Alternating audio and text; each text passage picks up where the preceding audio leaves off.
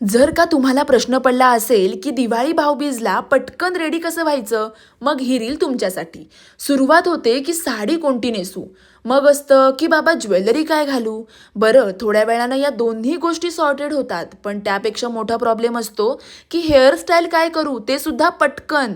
But don't वरी, माझ्याकडे एक मस्त सोल्युशन आहे.